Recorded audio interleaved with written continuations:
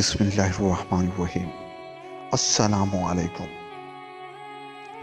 بیان کیا جاتا ہے کہ کسی شخص نے ایک غلام خریدا تھا تو اس غلام نے اپنے آقا سے 3 شرطیں کی۔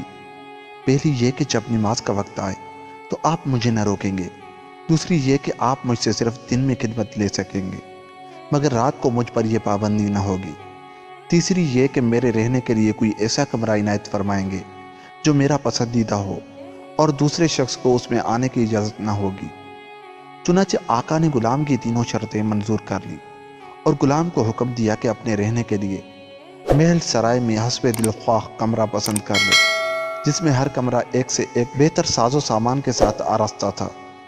بس غلام نے تمام کمروں کو دیکھ بھال کر اپنے لیے ایک ویران کمرہ پسند کیا جو بغیر چھت کے تھا۔ اس پر آقا نے دریافت کیا کہ آخر تم نے یہ ویران کمرہ کیوں پسند کیا؟ کمرے تو اور بھی بہت ہیں۔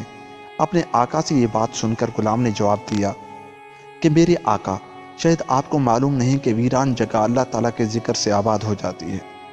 اس کے بعد اس غلام نے اسی ویرانے کمرے میں رات کو رہنا شروع کر دیا، اور یہ بات پہلے ہی طے ہو چکی تھی کہ رات کو غلام آزاد رہے گا۔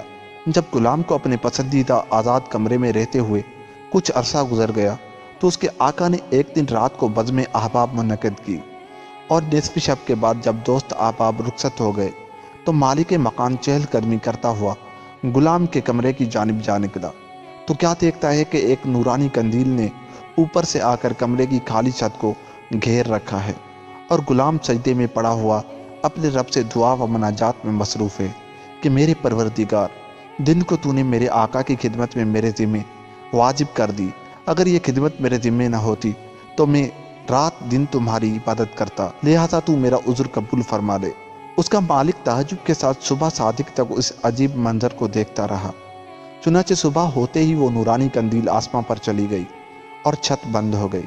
مالک نے اپنی بیوی سے اس کا تذکرہ کیا، اور دوسرے روز مالک اور اس کی بیوی دونوں اس منظر کو دیکھنے گئے تو اس شب میں بینہ وہی منظر دیکھا جو پہلی شب میں مالک دیکھ چکا تھا۔